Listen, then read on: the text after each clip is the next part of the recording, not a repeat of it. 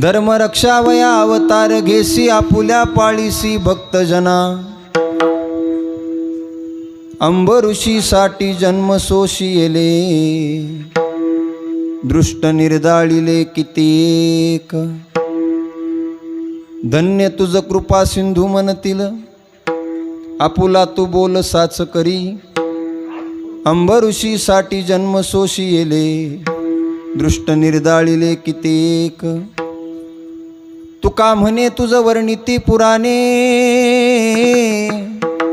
तुका म्हणे तुझ वर्णिती पुराणे होय नारायण दया सिंधू अंबऋषीसाठी जन्म सोशियले दृष्ट निर्दाळिले कित्येक पांडुरंगा करू प्रथम नमन दुसरे चरणा संताच्या त्यांच्या कृपादाने कथेचा विस्तारू बाबाजी सद्गुरु दास तुकाज यांचे केले स्मरण होय सकळ विद्यांचे अधिकरण तेची वंदू श्रीचरण श्री गुरूंचे ते नमस्कारोने आता अलंकापुरी रम्य सिंहासनस्थं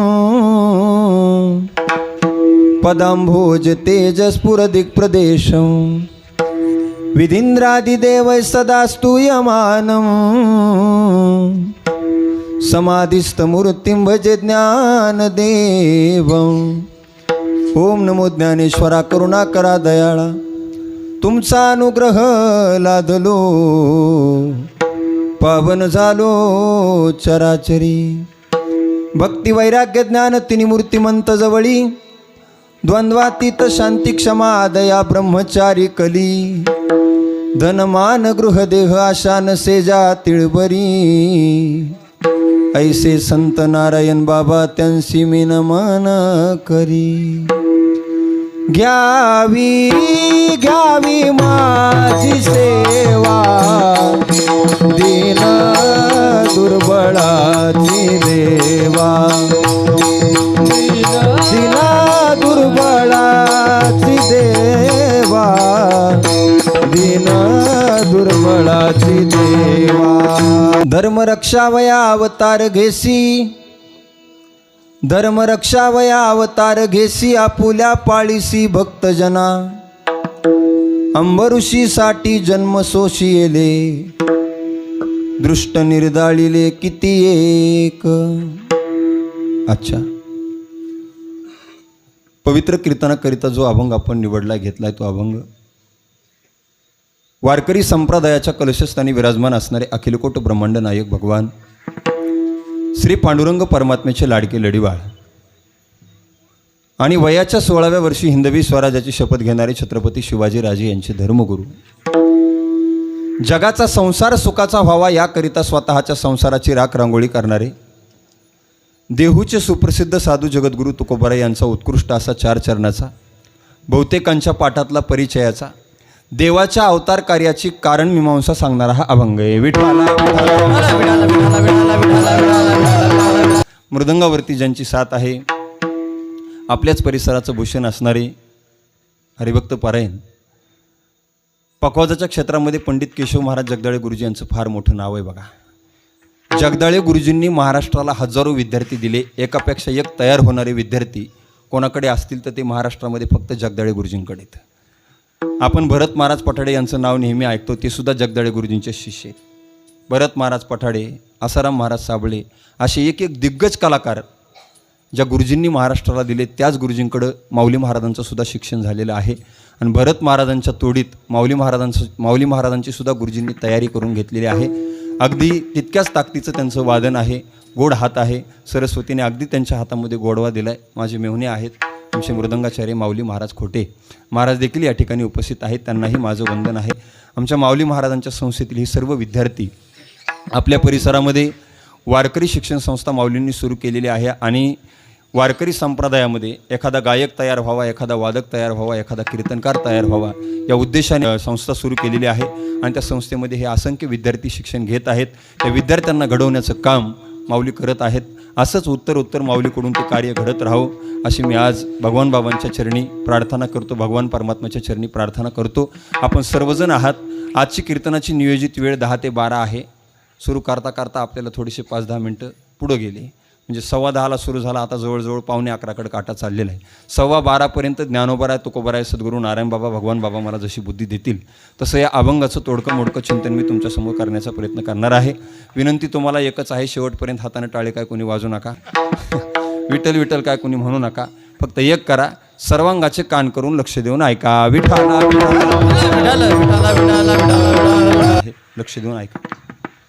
सज्जन आहोत, चिंतन म्हणून जो अभंग आपण सेवेकरता निवडला आहे तो अभंग जगद्गुरू तुकोबारांचा आहे. आणि या अभंगाच्या द्वारे जगद्गुरू तुकोबाराय देवाच्या अवतार कार्याची कारण मीमांसा प्रतिपादन करतात. देव या मृत्यू लोकात अवतार का घेत असतो. आज पवित्र असा गोकुळ अष्टमीचा दिवस आहे आणि गोकुळ अष्टमीचा दिवस असल्यामुळे आज रात्री 12 वाजता भगवान श्रीकृष्णाचं प्रागटीकरण झालेलं आहे. देवाचा अवतार रात्री 12 वाजता झालेला आहे. म्हणून आज महाराष्ट्रात जिथं जिथं सप्ताह सुरू आहे तिथं कीर्तनाची वेळ किती आहे? 10 ते 12. तुम्ही कुठेही गेलात तरी आजचं कीर्तन हे 10 ते 12 या वेळेमध्येच करावं लागतं. का? कारण देवानं 12 वाजता अवतार घेतलेला आहे. 12ची वेळ असल्यामुळं 10 ते 12 आजची आपली कीर्तनाची नियोजित वेळ आहे. आणि म्हणून मी अभंगसुद्धा तसाच निवडला आहे की देव अवतार का घेतो. धर्मरक्षा वया अवतार घेसी, आपुल्या पाळीसी भक्तजना विठाला विठाला विठाला विठाला विठाला विठाला विठाला विठाला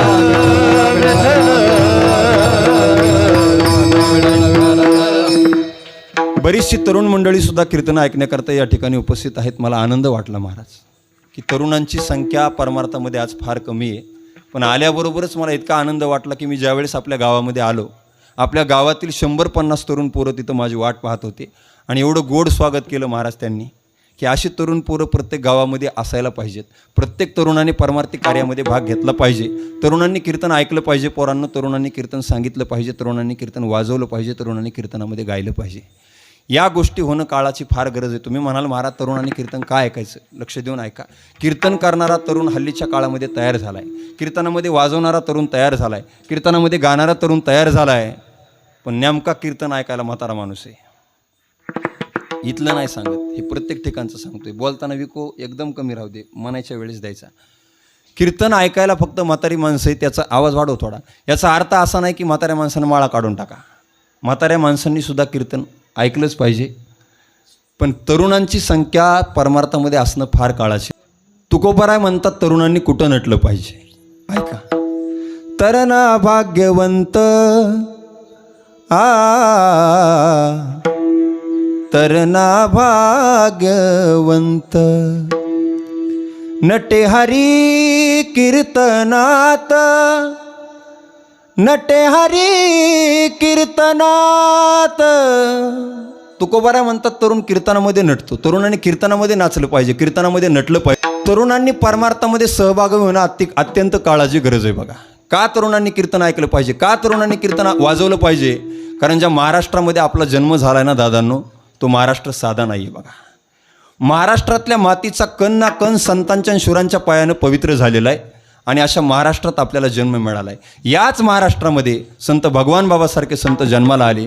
याच महाराष्ट्रामध्ये ज्ञानोबाराय जन्माला आले.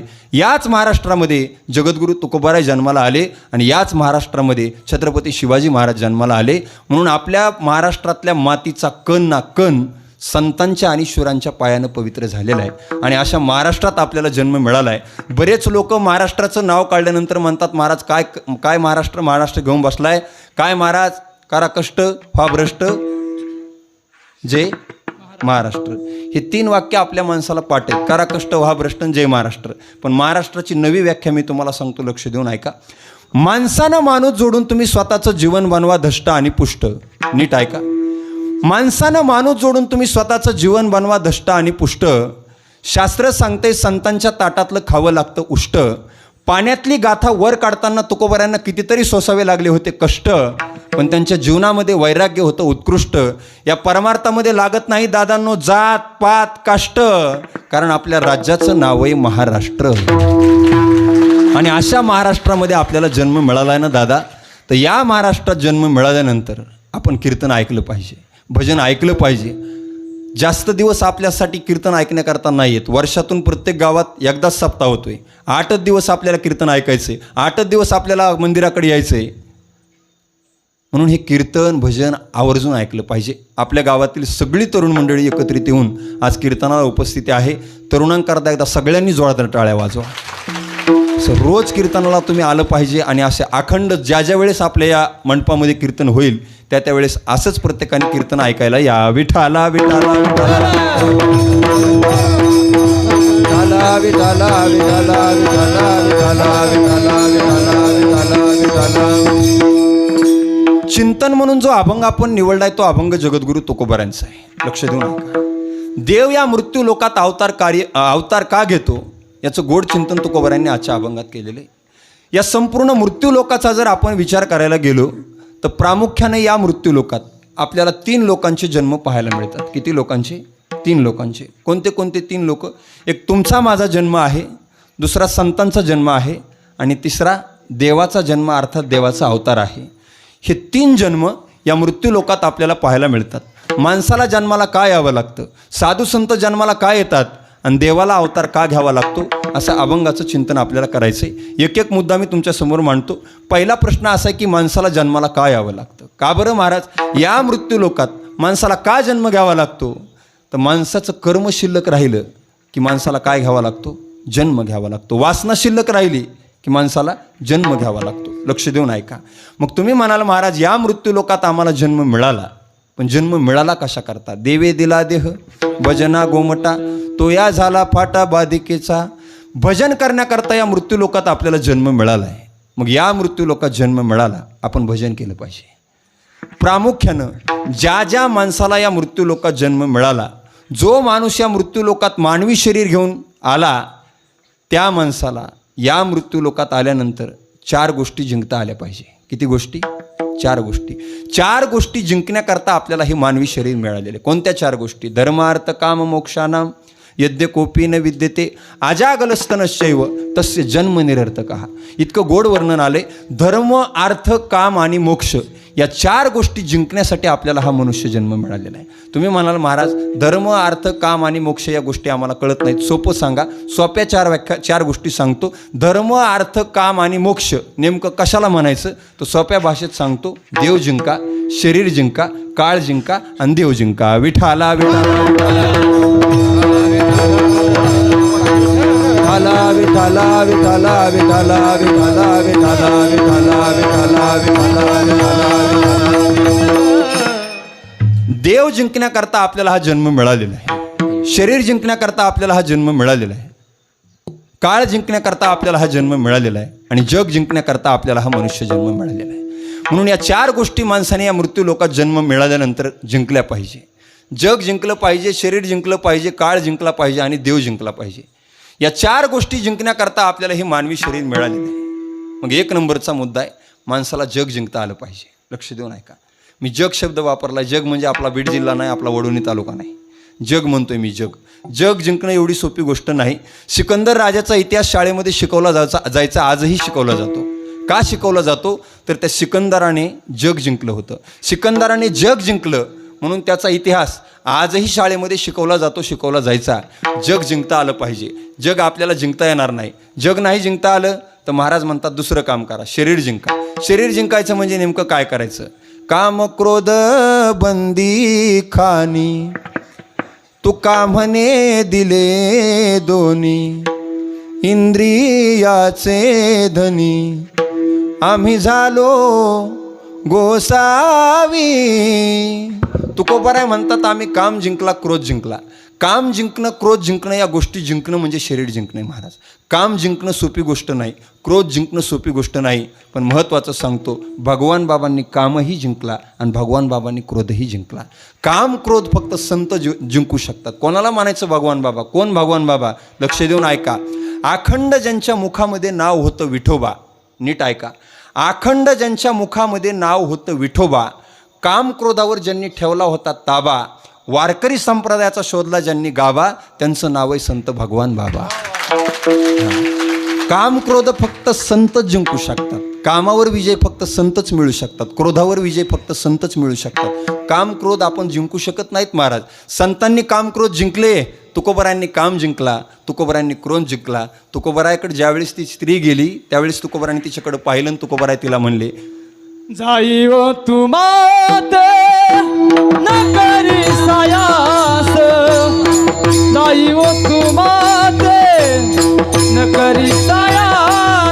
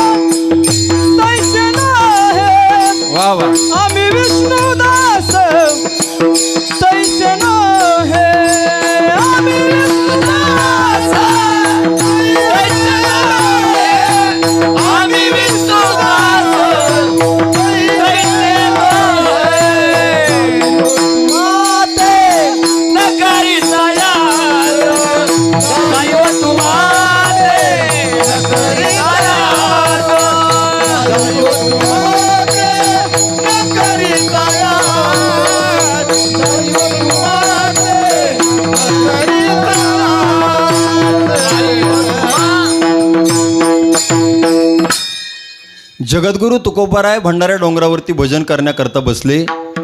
एक स्त्री तुकोबारायांकडे गेली आणि तुकोबारायांना म्हणू लागली, महाराज माझ्या अंतःकरणातील काम इच्छा पूर्ण करा. त्यावेळेस तुकोबाराने तिच्याकडे पाहिले आणि तुकोबाराय तिला म्हणू लागले, जाई ओ तुम्हा ते न करी सायास, जाई ओ तुम्हा ते न करी सायास, आम्ही विष्णुदास तैसे नाही. माझ्याकडून तुझी काम वासना पूर्ण होणार नाही. आम्ही तसे नाही आहेत. आम्ही विष्णूचे दास आहोत, आम्ही संत आहोत. म्हणून तुकोबारायांनी काम जिंकला, क्रोध जिंकला. काम क्रोध फक्त संतच जिंकू शकतात. म्हणजे शरीर जिंकता आलं पाहिजे, जग जिंकता आलं पाहिजे. ज्या ज्या लोकांनी जग जिंकलं त्यांची कीर्ती आजरामर झाली. महाराज मी तुम्हाला एक प्रश्न विचारतो. आपण सगळे हिंदू आहोत. कोण आहोत? हिंदू आहोत. म्हणून मी तुम्हाला एक प्रश्न विचारतो. आपल्या घरामध्ये आपल्या खापर पंजोबाचा फोटो आहे का? खापर पंजोबा कळतो कोण असते? हां, कोण? निपर पंजोबाचा बाप का? कोण मग? सांग म्हणा तूच कोण आहे ते, आहे का नाही? पैसे तू घेतो प्रश्न आम्हाला विचारतो का म्हणा? लक्ष देऊन ऐका. आपल्या घरामध्ये कदाचित आपल्या खापर पंजोबाचा फोटो नसेल. आपल्या घरामध्ये कदाचित आपल्या निपर पंजोबाचा फोटो नसेल. आपल्या घरामध्ये कदाचित आपल्या पंजोबाचा फोटो नसेल. आपल्या घरामध्ये कदाचित आपल्या आजोबाचा फोटो नसेल. आपल्या घरामध्ये कदाचित आपल्या बापाचा फोटो नसेल. पण महाराष्ट्रामध्ये मला असं हिंदूचं घर दाखवा, त्या हिंदूच्या घरामध्ये ज्ञानोबारायांचा फोटो नाही. त्या हिंदूच्या घरामध्ये जगद्गुरू तुकोबारायांचा फोटो नाही. त्या हिंदूच्या घरामध्ये भगवान बाबाचा फोटो नाही. त्या हिंदूच्या घरामध्ये छत्रपती शिवाजी महाराजांचा फोटो नाही. असं घर मला दाखवा. का? ज्ञानोबाराय, तुकोबाराय, भगवान बाबा, छत्रपती शिवाजी महाराजांचे फोटो आपल्या घराघरात का लागले? त्याचं कारण इतकंच, या मंडळींनी जग जिंकलं. काय जिंकलं? जग जिंकलं म्हणून यांचे फोटो आपल्या घरामध्ये लागलेत. कोणाचेही फोटो घरामध्ये लागत नाहीत. महाराज सांगू का सध्याची परिस्थिती?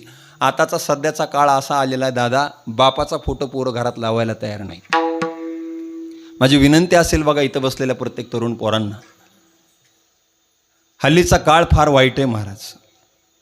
आपल्या बापाचे कधीच पाय न धुणारी पोरं आजकाल गल्लीतल्या नेत्याचे पाय धुताना भेटला माझा विठ्ठल, भेटला माझा विठ्ठल असं गाणं लावून पाय धुताना दिसतात. ही शोकांती काय बघा. गल्लीतल्या नेत्याचे पोरं पाय धुतात, भेटला विठ्ठल माझं गाणं टाकतात. कधीतरी आपल्या मायबापाचे पाय धुवा. जोपर्यंत माय जिवंत आहे, जोपर्यंत घरातला बाप जिवंत आहे, तोपर्यंत त्यांचा फोटो घराच्या भिंतीवरती लावा. मेल्यानंतरच लावावा असं काही नसते. मायबाप घरामध्ये जोपर्यंत जिवंत आहेत तोपर्यंत कधीतरी आपल्या मायबापाची चांगली फेम करून घरामध्ये मोठा फोटो लावा. मायबापाला आनंद वाटेल. महाराज छत्रपती शिवाजीराजे, भगवान बाबा, ज्ञानोबाराय, तुकोबाराय यांचे फोटो आज घराघरात लागले. याचं कारण या मंडळींनी जग जिंकलं. विठाला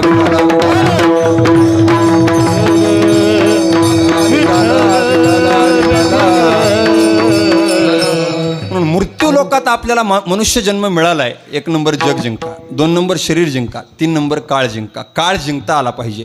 जगद्गुरू तुकोबारायांनी काळ जिंकला. जगा काळ खाय आम्ही माता दिला पाय. तुकोबारायांनी काळ जिंकला. ज्ञानोबारायांनी काळ जिंकला. नाथ महाराजांनी काळ जिंकला. तुम्ही म्हणाल महाराज आम्हाला काळही जिंकता येत नाही, आम्हाला शरीरही जिंकता येत नाही, आम्हाला जगही जिंकता येत नाही. लक्ष देऊन ऐका. जग ज्याच्या ताब्यात आहे तो देव आहे. शरीर ज्याच्या ताब्यात आहे तो देव आहे. काळ ज्याच्या ताब्यात आहे तो देव आहे. मग एक शेवटचं काम करा. मृत्यू लोकात जन्म मिळाला की देव जिंकला. देव जिंकला की या सगळ्या गोष्टी आपोआप येतील. महाराज देव जिंकला की वेगळं काही करायची गरज नाही. देव जिंकता आला पाहिजे. कोणी जिंकला? रामकथा आपण सगळेजण ऐकतो. धावत्या वेगामध्ये सांगतो, लक्ष देऊन ऐका. रामकथेमध्ये भगवान कोणाचं चरित्र आलेलं आहे? भगवान श्रीकृष्णाचं रामकथेमध्ये आपण चरित्र ऐकतो. बरोबर ना? कृष्णाचं ऐकतो तरी मान हलवायला लागलीत. कृष्णाचं का? हो. काय सांगायचं ते सांग म्हणा. आम्ही आपलं बसतो घंटाभर. काही घेण देण नसते लोकायला. काय बोलायलेत महाराज. शेजारचा हसला की काय काय असते, काय विनोद झालेला बी कळत नाही. लक्ष देऊन ऐका. रामकथा ऐकत असताना आपण रामप्रभूंचं चरित्र ऐकतो. 14 वर्षाचा रामप्रभूंचा वनवास निश्चित ठरला जातो. रामप्रभू, लखनजी, सीतामाता वनवासाला जाण्याकरता निघतात. भरजडीत वस्त्र काढून ठेवतात, वल्कल अंगामध्ये धारण करतात, धनुष्यबाण हातामध्ये घेतात. 14 वर्षाचा वनवास दशरथ राजाच्या आज्ञेने आणि कैकेयी मातेच्या आज्ञेने स्वीकारला आणि रामप्रभू वनवासाला जाण्याकरता निघाले. परंतु वनवासाला जात असताना जन्म देणाऱ्या आईच्या म्हणजे कौशल्य मातेच्या दर्शनाला ज्यावेळेस रामप्रभू जातात, रामायण सांगते ती कौशल्य विचारते, रामा अरे एखाद्या आईनं एखाद्या बापानं सांगितलं म्हणजे कुठं वनवासाला जात असतात का रामा? मी तुझी आई आहे रामा, मी तुझी आई आहे रामा, मी सांगते रामा वनवासाला जाऊ नको. असं काय घडलं की तुला वनवासाला जावं लागतंय? कशासाठी तू वनवासाला जातोय रामा? त्यावेळेस रामप्रभूंनी उत्तर दिलं, मा तू जशी माझी आई आहे ना, ए मा तू जशी माझी आई आहे ना, तशीच माझी एक आई वनवासामध्ये माझी वाट पाहते आणि त्या आईच्या दर्शनाकरता मी निघालोय. आईला आश्चर्य वाटलं. आई विचारू लागली, रामा माझ्यासारखी आई? अरे आई म्हणजे कुणी आत्या नसते, आई म्हणजे कुणी काकू नसते, आई म्हणजे कुणी ताई नसते, आई ही आई असते राजा. आणि तू म्हणतोय माझ्यासारखी आई वनवासामध्ये वाट पाहते. आता मी तुम्हाला एक प्रश्न विचारतो. आत्तापर्यंत अनेक लोक तुमच्या गावामध्ये येऊन गेली, कीर्तनकार मंडळी, मोठे मोठे विद्वान कीर्तनकार आले, पण कोणत्या कीर्तनकाराने असं कधी सांगितलं का हो, शबरी माता चालत चालत रामप्रभूच्या दर्शनाला अयोध्येला गेली, असं सांगितलं का? नाही. उलट आश्रमातया कधी रे येशील, ही माझी भावना रामा रघुनंदना. हे दादा, हे राघवा, माझ्या झोपडीत येशील का रे? हे केशवा, हे रामा, ऐका महिमा आवडीची, ऐका महिमा आवडीची. बोरे खाय भिल्लणीची, बोरे खाय भिल्लणीची रे राम, थोर प्रेमाचा भुकेला, भुकेला, थोर प्रेमाचा भुकेला. विश्वाचा चालक मालक भगवान राम शबरी माताला भेटण्याकरता तिच्या कुटियामध्ये गेला. ऐका, अखंड शबरी मातेनं काय केलं? फक्त आणि फक्त रामाचं भजन केलं. त्या भजनाच्या तत्वावरती शबरी मातेनं अखंड रामप्रभूची भक्ती केली आणि भजन असं केलं, अंतकरणापासून भजन केलं. आणि अंतकरणापासून भजन केल्यामुळं विश्वाचा चालक मालक भगवान राम शबरी माताला भेट देण्याकरता तिच्या कुटियामध्ये गेला. याला म्हणतात देव जिंकणं. विठाला विठाला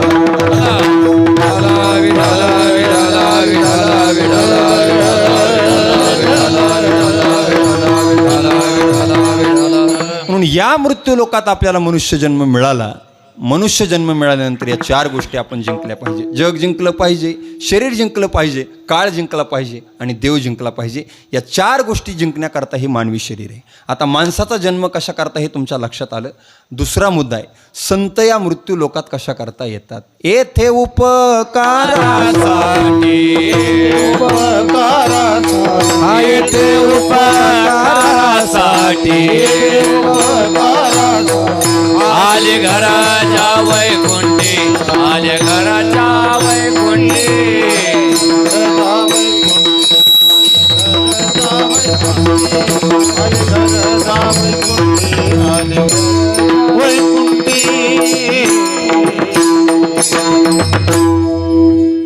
माणसाचा जन्म कशा करता 4 गोष्टी जिंकण्याकरता मी तुम्हाला सांगितलं. पण संत ज्या ज्या वेळेस या मृत्यू लोकात अवतार घेतात, ज्या ज्या वेळेस संतांनी अवतार घेतला, संतांचा अवतार कशा करता?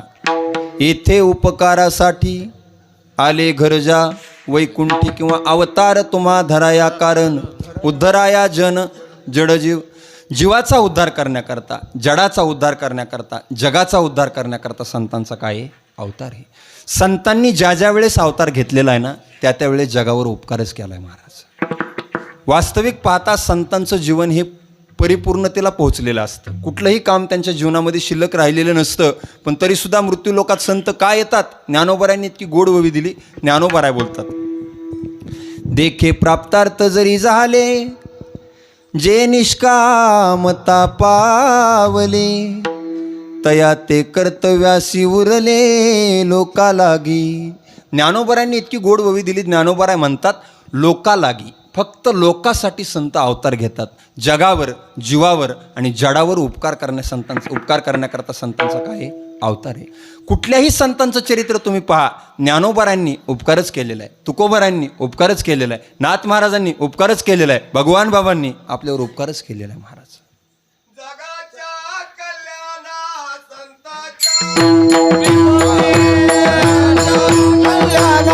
संतांच्या विभूती,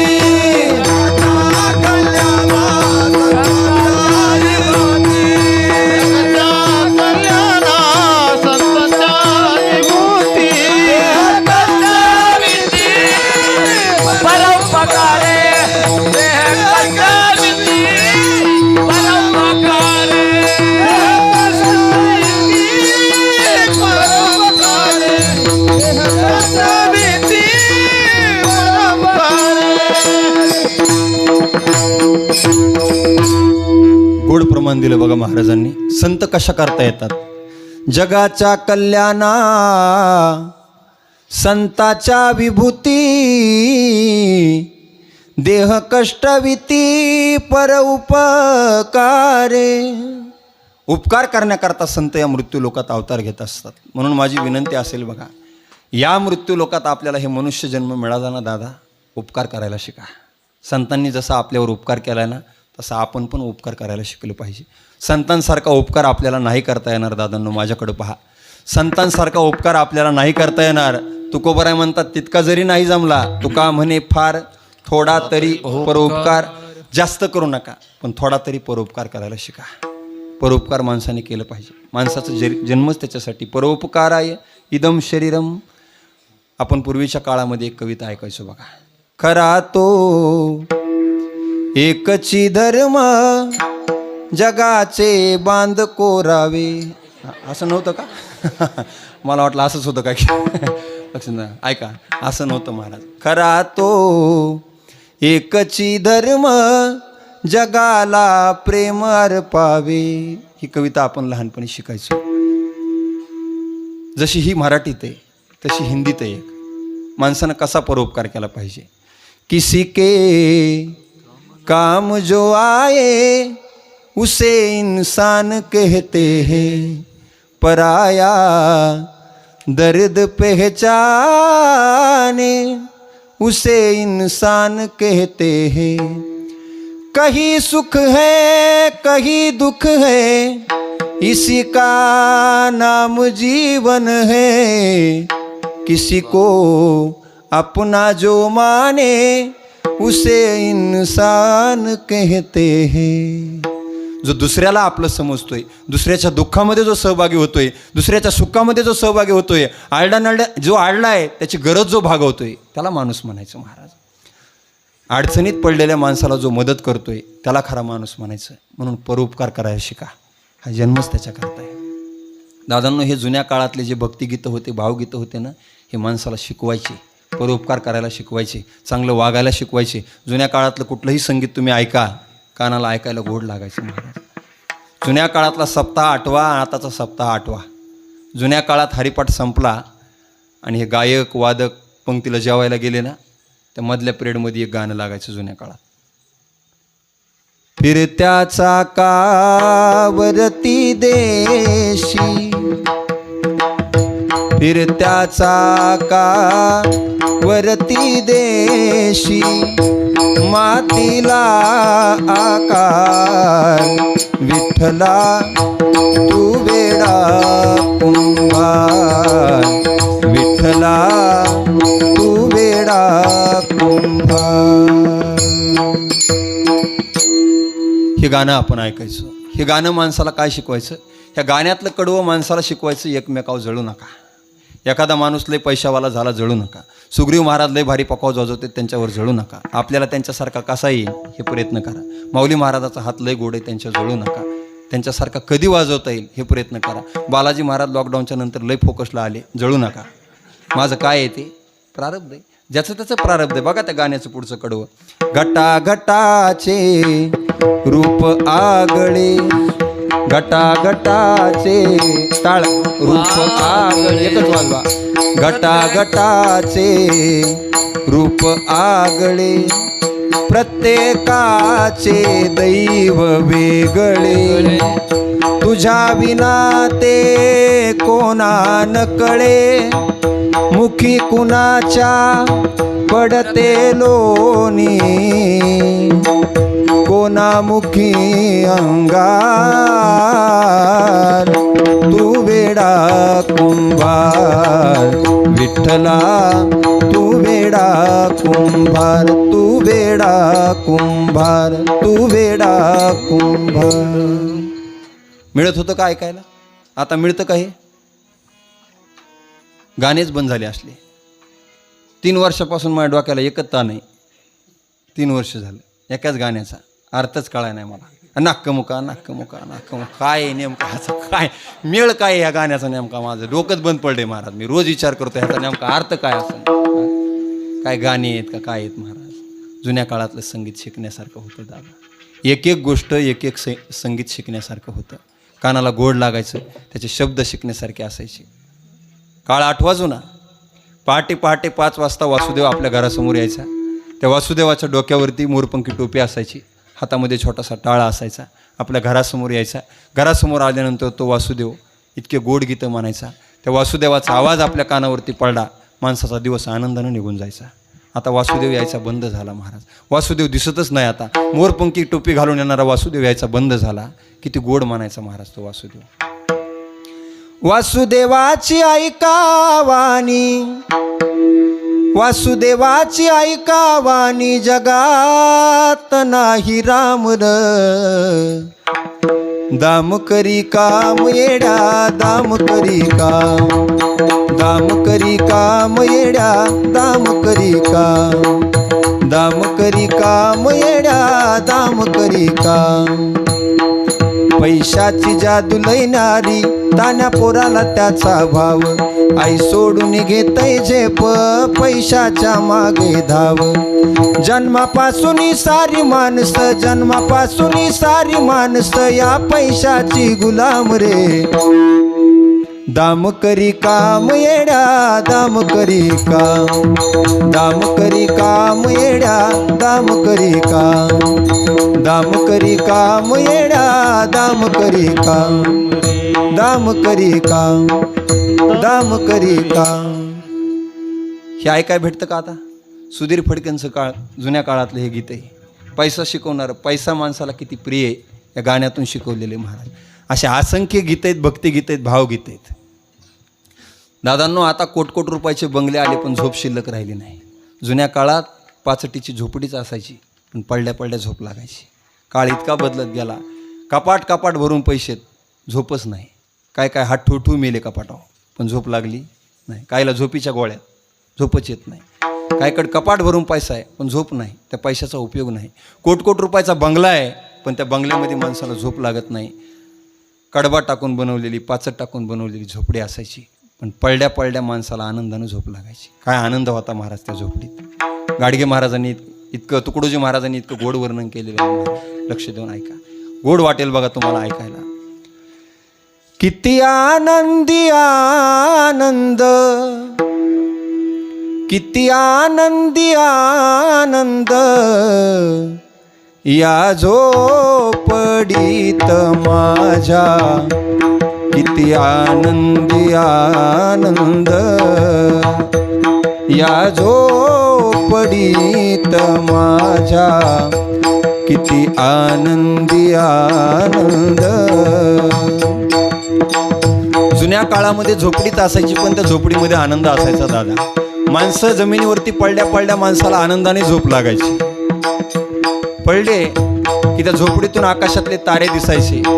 पांघरण्याकरता, अंतरण्याकरता काही लागत नव्हतं. पडलं की झोप लागायची. इतका आनंद त्या झोपडीमध्ये होता. गाडगे तुकडोजी महाराजांनी इतकं गोड वर्णन केलंय. भूमीवरी पडावे आकाश पांघरावे. भूमीवरी पडावे आकाश पांघरावे. ताऱ्याकडे पहावे, ताऱ्याकडे पहावे या झोपडीत माझ्या. किती आनंदी आनंद या झोपडीत माझ्या. किती आनंदी आनंद. झोपडी इतकी गोड होती ना, इतकी गोड झोपडी होती. लक्ष देऊन ऐकायचं, लक्ष देऊन ऐका. आता पैसे साठवण्याकरता बँका आली. आता पैसे साठवण्याकरता बँका आल्या, मोठ्या तिजोऱ्या आल्या. पण जुन्या काळामध्ये पैसे साठवण्याकरता बँक नव्हती. जुन्या काळामध्ये पैसे साठवण्याकरता तिजोऱ्या नव्हत्या. आता बँका आल्या, मोठ्या तिजोऱ्या आल्या, मोठ्या पेट्या आल्या. पण तरीसुद्धा बँकेतून, तिजोरीतून, पेटीतून आजही चोरी होते. पण जुन्या काळात झोपडीतच पैसे असायचे पण चोरी होत नव्हती. बघा तुकडोजी महाराजांनी किती गोड वर्णन केले. पेट्यानी तिजोऱ्या त्यातून होती चोऱ्या, पेट्यानी तिजोऱ्या, त्यातून होती चोऱ्या. दारासी नाही दोऱ्या, दारासी नाही दोऱ्या, या झोपडीत माझ्या किती आनंदी आनंद, या झोपडीत माझ्या किती आनंदी आनंद. मोठे मोठे राज दरबारात आपल्याला जुन्या काळात पाहायला मिळायचे, मोठे मोठे महाल पाहायला मिळायचे. त्या महालामध्ये मऊ मऊ बिछाने असायचे, मोठे मोठे कंदील असायचे, श्यामदाने असायचे. पण त्याच्यामध्ये सुद्धा तेवढा आनंद नसायचा. त्या महालामध्ये कंदील असायचे, मोठे मोठे श्यामदाने असायचे, मखमली चादर त्या महालामध्ये हातरलेली असायची, पण त्याच्यात आनंद नव्हता. तुकडोजी महाराजांचं पुढचं कडवं ऐका. महाली मऊ बिछाने, कंदील श्यामदाने, ओ महाली मऊ बिछाने, कंदील श्यामदाने, आम्हा जमीन माने, आम्हा जमीन माने, या झोपडीत माझ्या किती आनंदी आनंद, या झोपडीत माझ्या किती आनंदी आनंद.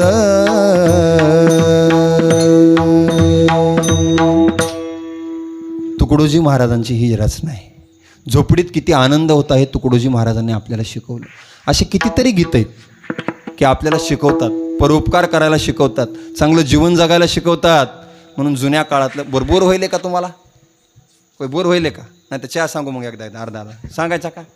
बोर होत असलं सांगा, चहा बी सांगू, काय अडचण नाही. फवारा हा नाही बी येते बरं का अधूनमधून. मला बोर होईल की सांगा. हां, उगत आज गोकुळ अष्टमीचा दिवस आहे म्हणून हे चांगलं सांगायलो. विठाला विठाला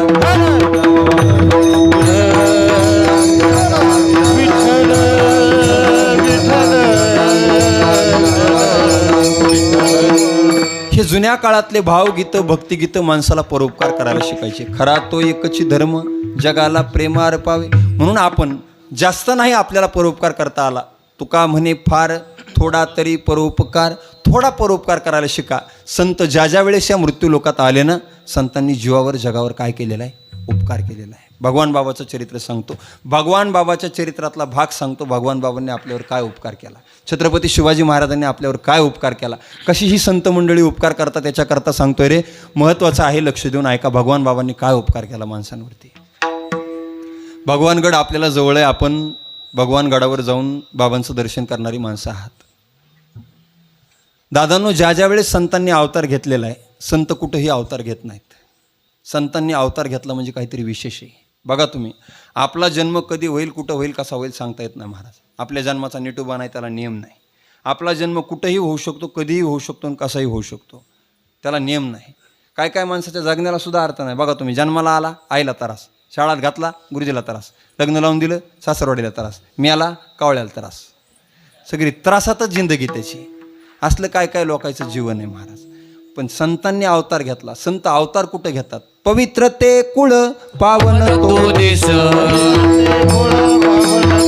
जेथे हरीचे दास जन्म घेती, जेथे हरीचे दास जन्म घेती, जेथे हरीचे दास जन्म घेती.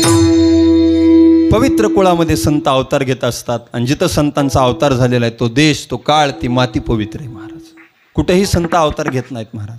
भगवान बाबांनी ज्या कुळामध्ये अवतार घेतला, भगवान बाबाच्या जन्माच्या अगोदरची कथा मी तुम्हाला सांगतो, लक्ष देऊन ऐका. भगवान बाबांचं गाव घाटसावरगाव. घाटसावरगावाला भगवान बाबांचा जन्म झाला. पण भगवान बाबाचा जन्म होण्याच्या अगोदरची कथा मी तुम्हाला सांगतो. पूर्वीच्या काळामध्ये गावागावामध्ये भावार्थ रामायणाच्या कथा असायच्या, पोथ्या असायच्या. आणि ती कथा ऐकण्याकरता, पोथी ऐकण्याकरता गावागावातून माणसं जायचे महाराज.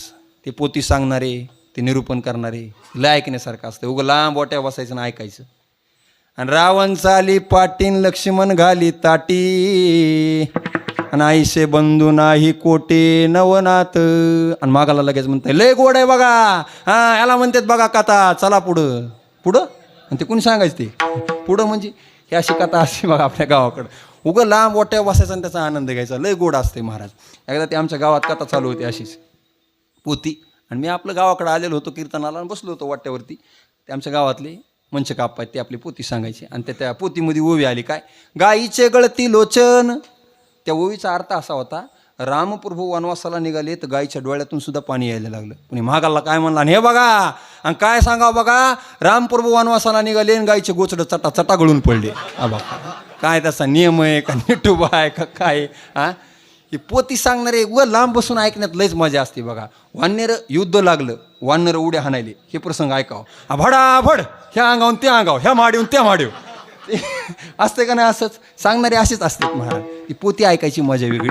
तशी भावार्थ रामायणाची कथा घाट सावरगावला सुरू होती. आणि घाट सावरगावला ती कथा सुरू असताना भगवान बाबांच्या आईचं नाव होतं कौतिकाबाई आणि वडिलांचं नाव होतं तुबाजी. तुबाजी पाटील आणि कौतिकाई हे भगवान बाबांच्या आईवडिलांचं नाव. कौतिकाबाई ती भावार्थ रामायणाची कथा ऐकायला जायच्या, ती कथा ऐकायच्या.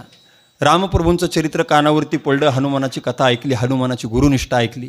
आणि हनुमानाची गुरुनिष्ठा ऐकल्याबरोबर कौतिकाबाईला सुद्धा असं वाटू लागलं की हनुमंतासारखा रामाची सेवा करणारा एखादा भक्त, एखादा मुलगा माझ्यासुद्धा पोटी जन्माला आला पाहिजे, असं चिंतन त्यांचं मन करू लागलं. ऐका बरं, गुरुनिष्ठेमध्ये एवढी ताकद आहे ना दादा, तुम्ही गुरुची सेवा जर अंतकरणापासून करत असाल ना तर तुम्हाला देवाची भेट व्हायला वेळ लागणार नाही. गुरुचरणी ठेविता भाव आणि आपे आप भेटे देव. गुरुच्या सेवेमध्ये एवढी ताकद आहे, गुरुची सेवा जर तुम्ही अंतकरणापासून करत असाल तर देव भेटायला वेळ लागणार नाही. हनुमंतरायांनी दास्यत्व निकट हनुमंते पै केले म्हणून देखिले रामचरण. हनुमंतरायांनी रामप्रभूंची इतकी सेवा केली, ती हनुमंतरायांची गुरुनिष्ठा गुरुसेवा कौतिकाबाईंनी ऐकली. आणि तिला सुद्धा वाटू लागलं माझ्या पोटीसुद्धा हनुमंतासारखा एखादा मुलगा जन्माला यावा, असं कौतिकाबाईचं मन चिंतन करू लागलं. चिंतन करत करत करत करत कौतिकाबाईला झोप लागली. आणि ऐका, जसं त्यांच्या मनामध्ये प्रश्न आला होता, अखेर तो दिवस उजाळला. श्रावण वद्य पंचमीला घाट सावरगावी, ऐका, श्रावण वद्य पंचमीला 1896ला, शक्य 1818 आणि 1896ला श्रावण वद्य पंचमीला सकाळी सूर्योदय समयाला भगवान बाबाचा जन्म झाला. भगवान बाबा की जय, भगवान बाबा की जय, भगवान बाबा की जय. श्रावण मध्य पंचमीला 1896ला सूर्योदय समयाला सकाळी भगवान बाबांचा जन्म झाला. ऐका, भगवान बाबाचा जन्म झाला. आणि पूर्वीचा काळ असा होता दादांनो, त्या काळात शाळा नव्हती. त्या काळात शाळा फार कमी असायची. भगवान बाबा शाळेत जाऊ लागले. जेमतेम भगवान बाबांचं शालेय शिक्षण फक्त 5वी. किती? 5वीपर्यंत भगवान बाबा शाळा शिकले. आणि 5वी झाल्यानंतर त्या काळात पोरांना एकच काम असायचं, गुरंढोरं घ्यायचे आणि शेतामध्ये जायचं. 5वी सुटली की पुढची शाळा म्हणजे गुरंढोरं सांभाळणे. गुरंढोरं घेऊन आता भगवान बाबासुद्धा गायी चारायला शेतामध्ये जाऊ लागले. आपल्याबरोबर काही मित्र घेतले आणि एक दिवस भगवान बाबा शेतामध्ये गायी चारण्याकरता गेले. शेतामध्ये गायी चारत असताना एका वाटेवरतून एक दिंडी चाललेली होती. ती दिंडी भगवान बाबांनी पाहिली. ती दिंडी होती गीते बाबांची. कोणाची? गीते बाबाची दिंडी ती होती. ती दिंडी भगवान बाबांनी पाहिली. चालत चालत चालत भगवान बाबा त्या दिंडीजवळ गेले. गीते बाबांचं दर्शन घेतलं आणि विचारलं, बाबा, ओ बाबा, आपण कुठं जात आहेत बाबा? गीते बाबांना विचारलं, राजा, आम्ही पंढरपूरला जातो. बाबा, मला सुद्धा तुमच्याबरोबर पंढरपूरला येऊ द्या, मला सुद्धा पंढरपूरला यायचंय, मला सुद्धा पंढरपूरला यायचंय. भगवान बाबांनी पंढरपूरला जाण्याचा हट्ट धरला. लक्ष देऊन ऐका, इतकं गोड चरित्र आहे ना भगवान बाबांचं, कधीच तुम्हाला कोणी एवढं गोड सांगितलं नसेल, एवढं गोड सांगणारे. लक्ष देऊन ऐका. त्या दिंडीचा आवाज कानावरती पडल्याबरोबर भगवान बाबा धावत धावत तिथं गेले.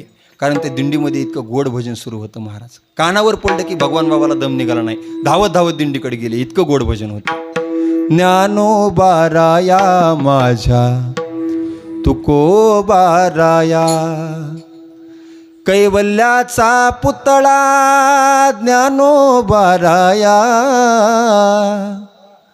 चैतन्याचा जिव्हाळा ज्ञानोबा राया, ज्ञानोबा राया माझ्या तुकोबा राया. आपण सुद्धा पंढरपूरला दिंडी करणारी माणसं, इतकं भजन असते महाराज दिंडीमध्ये गोड. श्री ज्ञानदेव श्री तुकाराम, श्री ज्ञानदेव श्री तुकाराम, श्री ज्ञानदेव श्री तुकाराम, श्री ज्ञानदेव श्री तुकाराम, श्री ज्ञानदेव श्री तुकाराम, श्री ज्ञानदेव श्री तुकाराम. इतकं गोड भजन असते, ऐकावंसं वाटते महाराज. असं भजन त्या दिंडीमध्ये सुरू होतं महाराज. एक एक एक एक अभंग विनेकरी म्हणायचे. वचन ऐका कमळापती, वचन ऐका कमळापती, माझी रंकाची विनंती, कर जोडी तो कथे काळी. वा वा. कर जोडी तो कथे काळी, सुंदर ते ध्यान उभे विटेवरी, सुंदर ते ध्यान उभे विटेवरी, करकटावरी ठेवोनिया, तुळशी हार गळा कासे पीतांबर, तुळशी हार गळा कासे पीतांबर, तुळशी हार गळा कासे पीतांबर, आवडी निरंतर घ्यायचे ध्यान. जग जोगी जागे जाग बोलती, उठा सकळ जन उठिले नारायण, योगी या दुर्लभ तो म्या देखिला साजनी, मनमोहन मुरलीवाला, मनमोहन मुरलीवाला, नंदा चाल बेला, मनमोहन मुरलीवाला, नंदा चाल बेला. हे मी उगाच तुम्हाला थोडं थोडं म्हणून दाखवलं. हे कुठलं भजन आहे? दिंडीतलं. दिंडी करणाऱ्या माणसाला हे माहिती. दिंडीला जातात का? आषाढीला कोण कोण जाते पायी? देहू ते पंढरपूर, आळंदी ते पंढरपूर. हातवर करा बरं. कुणीच नाही? मी जातो फक्त एवढे. त्याच्यामुळेच हे तुम्हाला हे भजनाचं काय माहीत नाही. जे जे लोक दिंडीला गेले, दिंडीला गेल्यानंतर काकड्याचे, भोपाळ्याचे, बहिणाबाईचे, नाटाचे, ताटीचे असे प्रकरण ऐकाय भेटतात. कुठं? दिंडीत गेलं. दिंडीत गेल्यावर चांगले प्रकरण ऐकाय भेटतात, आणि मोकार दिंडीत गेल्यावर मग नुसते प्रकरण ऐकाय भेटतात. आलं का लक्षात? जाऊ द्या, नाही उजळलं, जाऊ द्या, असू द्या. आपल्या कीर्तनातले विनोदच असे मार्मिक असतात. नाही लक्षात येत. कायला कायल्या दिवशी कळलं. आता उद्या या प्रसादाला ज्यांना नाही कळालं त्यांना कायला काय घेणं देणं नसतं. विनोद झाल्याला कळत नाही. महाराज काय म्हणलेत, दोघं जण कीर्तन झाले हसू लागले. माझं मी फेटा घेऊन निघालो, हसतच माझ्याकडे आले. मी म्हणलं काय झालं? म्हणले सुरुवातीचा विनोद आता शिकाळाला. तसं काय कायला उशिरा रेन लागत, ती काय करावं महाराज. काय विनोद झाल्याला कळत नाही, काय नाही. तिघं जण येडे पानगाव झोपले. आता हे 5G बरं का. तिघं जण येडे पानगाव झोपले. कुठं झोपले? पानगाव. आणि तिघं वरी झोपल्यामुळे जागाच पुरत नव्हती. तिघातला एक जण म्हणला वरी लईच अडचण झाली राव, जागाच पुराना. दुसरा म्हणला मग खाली झोप की. तिघातला एक जण खाली आला, आणि मग वरचे दोघं त्याला कसं करते, ये वरी झाली जागा. हा, हे कळाला वाटतं. हा, विठाला विठाला विठाला विठाला विठाला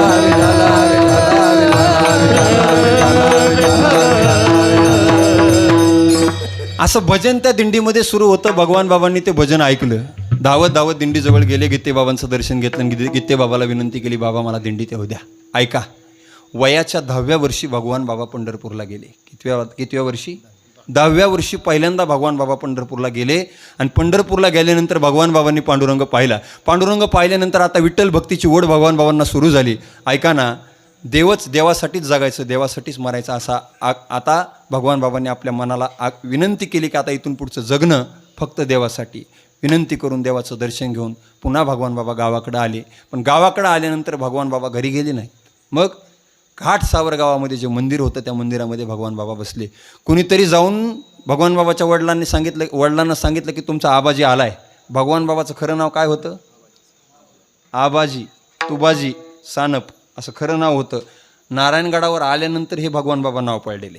कुणीतरी जाऊन सांगितलं की तुमचा आबा मंदिरात आलाय. आई वडील धावत धावत आले आणि भगवान बाबांना विनंती करू लागले की घरी चला, आबा घरी चल, आबा घरी चल. पण भगवान बाबा घरी जात नव्हते. भगवान बाबांनी आपल्या आईवडिलांना, आपल्या परिवारातील जे लोक होते त्या सगळ्यांना सांगितलं मी एकाच अटीवरती घरी येईल.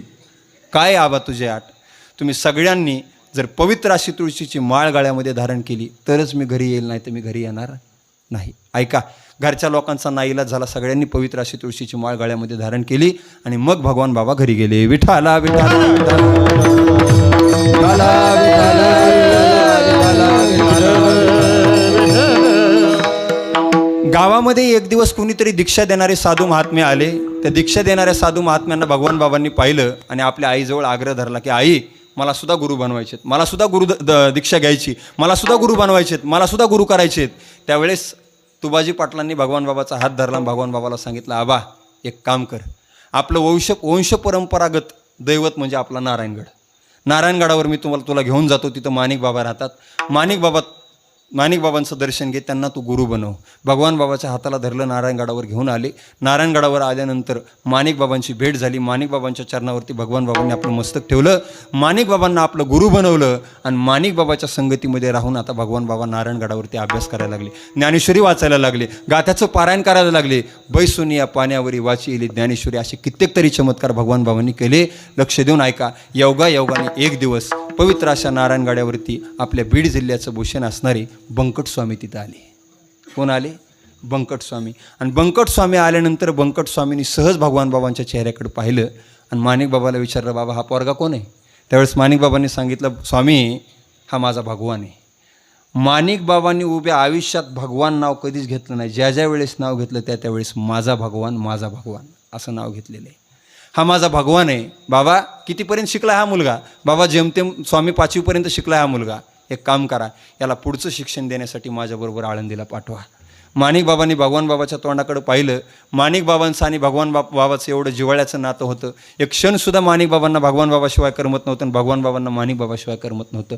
आता गुरु शिष्याची जोडी वेगळी होणार आहे. माणिक बाबाच्या अंतःकरणामध्ये दुःख वाटू लागलं. माणिक बाबांनी विचारलं, भगवान जाणार का रे तू स्वामीबरोबर आळंदीला? भगवान बाबांनी सांगितलं, हो बाबा, मला शिक्षण घ्यायचं बाबा, ज्ञानोबारायांच्या सानिध्यामध्ये राहायचं बाबा, मला आळंदीला जाऊ द्या. बंकट स्वामीचा हात धरला आणि तिथून पुढं भगवान बाबा आळंदीला गेले. आळंदीला गेल्यानंतर चांगला ग्रंथाचा अभ्यास केला, ज्ञानेश्वरीचा अभ्यास केला, गाथ्याचा अभ्यास केला, वेगवेगळे ग्रंथ वाचायला लागले. परिपूर्ण अभ्यास झाला भगवान बाबांचा आणि सगळ्या ग्रंथाचा अभ्यास करून पुन्हा भगवान बाबा नारायणगडावरती आले. माणिक बाबांचं वय आता थकलेलं होतं, हातामध्ये काठी आलेली होती आणि भगवान बाबांनी पुन्हा माणिक बाबाचं दर्शन घेतलं. काही दिवस पुन्हा माणिक बाबाच्या सानिध्यात राहिले आणि थोड्याच दिवसामध्ये माणिक बाबा या मृत्यू लोकाची हे लोकाची यात्रा संपून परलोकात निघून गेले. मग नारायणगडावरती वाद सुरू झाला. लोकांना वाटू लागलं नारायणगड आता सगळा भगवान बाबांच्या ताब्यात जातो की काय. वाद सुरू झाला गडावरती. भगवान बाबांच्या लक्षात आलं, ही लोक काय मला सुखाने इथे राहू देणार नाहीत. भगवान बाबांना असं वाटू लागलं की ही लोक काय मला इथे राहू देणार नाहीत. या लोकांना असं वाटतंय मी नारायणगडाचं काय घेऊन जातोय का काय. असं वाटल्याबरोबर नारायणगडाच्या बाहेर भगवान बाबा आले. ऐका दादांनो, आपल्या अंगावरचे सगळे कपडे भगवान बाबांनी काढले, गडाची माती आपल्या कपाळावरती लावली, नारायणगडाचं दर्शन घेतलं आणि लोकांना सांगितलं, या नारायणगडाचे फुटका कवडीसुद्धा मला नको, इथला मला रुपयासुद्धा नको. मी आता नीट इथून निघालो की हिमालयामध्ये जाणार. हिमालयात जाण्याचा भगवान बाबांनी निर्णय घेतला. हिमालयात जाण्याकरता निघाले. पण त्या खरवंडीजवळ कुणीतरी एक पाटील होते, बाजीराव पाटील. वा वा वा, असे माणसं कीर्तनात पाहिजेत महाराज. बाजीराव पाटलांनी भगवान बाबाला एवढी विनंती केली की बाबा हिमालयात जाऊ नका. त्यांचंच फक्त भगवान बाबांनी ऐकलं आणि भगवान बाबा म्हणले, मग हिमालयात जाऊ नका, मी कुठं जाऊ. त्यावेळेस लोकांनी त्याला, आत्ताचा जो भगवानगड आहे ना, त्याला पूर्वीचं नाव होतं धौम्यगड. काय नाव होतं? धौम्यगड. तिथं भगवान बाबाला घेऊन गेले आणि भगवान बाबांनी तिथं गेल्यानंतर सगळ्यांच्या साक्षीने विठ्ठलाचं मंदिर बांधलं. भगवान गडावरती आता भगवान बाबा राहू लागले. त्या धौम्यगड नाव पुन्हा तिथून पुढं बंद झालं आणि सगळ्या लोकांच्या साक्षीनं त्या गडाला भगवानगड हे नाव देण्यात आलं. लक्ष द्या, तेव्हापासून भगवानगड हे नाव प्रचलित झालं. प्रत्येक माणूस आता भगवान गडावर जायला लागला, भगवान बाबांचं दर्शन घ्यायला लागला. भगवान बाबा आता कीर्तन करायला लागले. भगवान बाबांनी आपल्या आयुष्यातलं पहिलं कीर्तन नारायणगडावरती केलं होतं. माणिक बाबाच्या आज्ञेनं पहिलं कीर्तन नारायणगडावरती केलं आणि आता भगवान गडावरती आल्यानंतर समाज जमायला लागला. भगवान बाबा कीर्तन करायला लागले. लोक कीर्तन ऐकण्याकरता येऊ लागली. कीर्तनाच्या माध्यमातून समाजाला चांगला उपदेश देऊ लागले भगवान बाबा. दादांनो, बिडी काडीचं व्यसन करू नका, दारू कुणी पिऊ नका, मांस कुणी खाऊ नका, असा चांगला संदेश भगवान बाबांनी लोकांना कीर्तनातून दिला. लक्ष देऊन ऐका. भगवान गडावरती प्रत्येक माणूस जायचा, भगवान बाबाचं दर्शन घ्यायचा. आलेल्या माणसाला भगवान बाबांनी चांगला आशीर्वाद द्यायचा. लोकांची श्रद्धा आता भगवान गडावरती वाढू लागली. प्रत्येक माणूस भगवान गडावरती जाऊ लागला. भगवान गडावरती माणसं गेली, दसऱ्याच्या दिवशी गेली की भगवान बाबा सांगायचे, दादांनो मी जरी या गडावरती नसलो तर उभ्या आयुष्यात या गडाला पुन्हा कधी विसरू नका. प्रत्येक दसऱ्याला मला भेटायला तुम्ही येत जा, दसऱ्याला माझी भेट घेण्याकरता या गडावरती येत जा. म्हणून लक्ष देऊन ऐका, भगवान बाबा जरी आज आपल्यात नसले ना दादांनो, आज जरी नसले तरी भगवान बाबाची कीर्ती अमर आहे. कशी आहे? ते अमर आहे. ते गेले नाहीत तर ते कसे झाले? राहिला जा कीर्ती जगामाज, राहिला जा कीर्ती जगामाज, राहिला जा कीर्ती जगामाज, राहिला जा कीर्ती जगामाज. गेले दिगंबर ईश्वर विभूती, राहिल्या त्या कीर्ती जगा माझी. आज जरी भगवान बाबा आपल्यातून गेलेले असले ना तर भगवान बाबा गेले नाहीत तर भगवान बाबा अमर झाले. कसे झाले? अमर झाले. इतकं गोड गीत आहे ना महाराज, लक्ष देऊन ऐका. गेले नाही ते अमर झाले, भगवान बाबाचे दर्शन मज झाले. बाबांनी घेऊनी समाधी आम्हा टाकिले बनी. जपनाम भगवान बाबा साठवी मनी. बाबांनी घेऊनी समाधी आम्हा टाकिले बनी. जपनाम भगवान बाबा साठवी मनी. भगवान बाबा अमर झाले. कधी जन्म झाला भगवान बाबाचा पुढं ऐका. श्रावण वद्य पंचमीला 1896, श्रावण वद्य पंचमीला 1896, घाट सावरगावी सूर्योदय समयाला. ओ ओ ओ माता कौतिका पिता तू बाजी पोटी रत्न आले उदयाला. दिव्य देवुनी विभूती धन्य केले जगाला. गेले नाही ते अमर झाले, भगवान बाबाचे दर्शन मज झाले. बाबांनी घेऊनी समाधी आम्हा टाकिले वनी. भगवान बाबा लोकांना कीर्तनासाठी हाक द्यायचे. या रे दादांनो कीर्तनाला, या रे दादांनो भजनाला. भगवान बाबा लोकांना हाक मारायचे आणि भगवान बाबांची हाक ऐकून लोक कीर्तन ऐकण्याकरता जायचे. देता कीर्तनाची हाक गावोगावी जमती लोक. देता कीर्तनाची हाक गावोगावी जमती लोक. अंगी आसे ताल स्वर सदा कीर्तनी तत्पर. ओ ओ ओ ज्ञानदेवनी लोका देव केला सखा यात्रा भरते गडावरी. ज्ञानदेवनी लोका देव केला सखा यात्रा भरते गडावरी. या दसऱ्याला भेटा बाबाला न्या मायेची शिदोरी. गेले नाही ते अमर झाले, भगवान बाबाचे दर्शन मज झाले. बाबांनी घेऊनी समाधी आम्हा टाकिले वनी. जपनाम भगवान बाबा साठवी मनी. हे भगवान बाबांच्या जीवनावर आधारित हे गाणे बघा. भगवान बाबांनी काय क्रांती केली, भगवान बाबांनी काय काय केलं याचं वर्णन या गीतामध्ये आलेलं आहे. मी 2च कडवे तुम्हाला म्हणून दाखवले. हे सगळं गीत ऐकण्यासारखं, पण आपल्याकडे तितका वेळ शिल्लक नाही. लक्ष देऊन ऐका. भगवान बाबासारखे संत या मृत्यू लोकात आले, पण इथं आल्यानंतर भगवान बाबांनी आपल्यावरती काय केला तो उपकार केला महाराज. म्हणून संतांचा अवतार कशासाठी? उपकारासाठी. येथे उपकारासाठी आले घरजा. जसं माणूस जन्माला येतो, जसे संत या मृत्यू लोकात जन्माला येतात, तसं देवाचा सुद्धा अवतार या मृत्यू लोकात होतो. मग तुम्ही म्हणाल महाराज माणूस कशा करता येतो, कशा करता यावं लागतं आमच्या लक्षात आलं. संत कशा करता येतात, तर उपकार करण्याकरता येतात हेही आमच्या लक्षात आलं. महाराज जसं माणसाला यावं लागतं, जसं संत येतात, तसं देव या मृत्यू लोकात नेमका येतो कशा करता? रक्षव अवतार घेसी धर्म रक्षव अवतार घेसी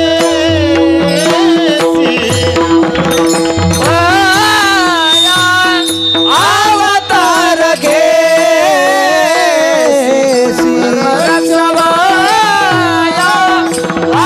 अवतार घेसी आपुल्या पालिसी भक्त जना आपुल्या पालिसी भक्त जना अंबरुषी साई धर्म सोचिए अंबरुषी साई धर्म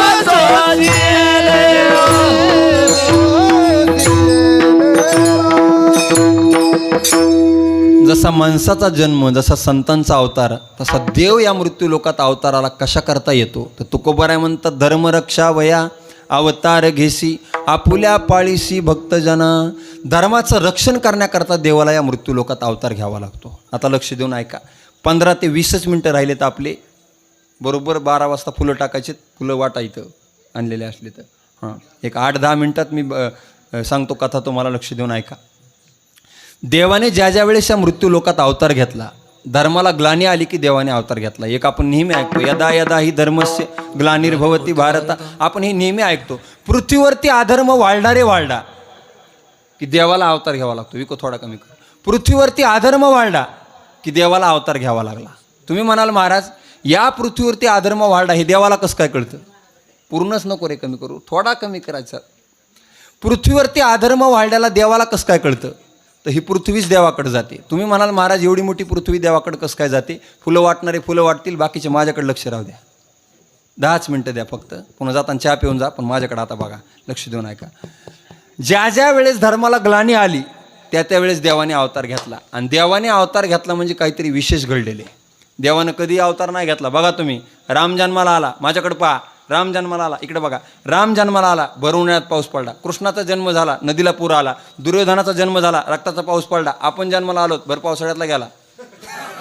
उन्हाळ्यात तर नाहीच आला आपल्याकडून. हां, काय जन्म आहे का काय आपलं? लय दरिद्रीत महाराज काय काय नुसते जन्माला आल्याबरोबर लाईटच जाईन, पाणीच जाईन, कोणाचा बोरच फेल होईल. हे आपले असले अवतार आहेत महाराज.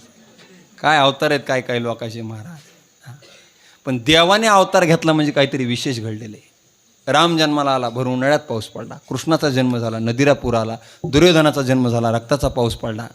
म्हणून देव अवतार कधी घेतो तर पृथ्वीवरती अधर्म वाढला की देवाला अवतार घ्यावा लागतो. ही पृथ्वी देवाकडे जाते आणि देवाला सांगते, मालक नुसतं जग निर्माण करून जमणार नाही, तुम्ही निर्माण केलेल्या जगामध्ये अधर्म वाढलाय, पहा, अवतार घ्या देवा, अवतार घ्या देवा. ही पृथ्वी गायीचंच रूप धारण करून का जाते? त्याचं कारण आहे, देवाला सगळ्यात जास्त 2 गोष्टी आवडतात. किती? 2. कोणत्या कोणत्या? गाई आणि आई. पण सध्या गाई आणि आई या दोन्हींची किंमत लोकांनी ठेवलेली नाही आणि म्हणून टायमाला पाऊस पडत नाही.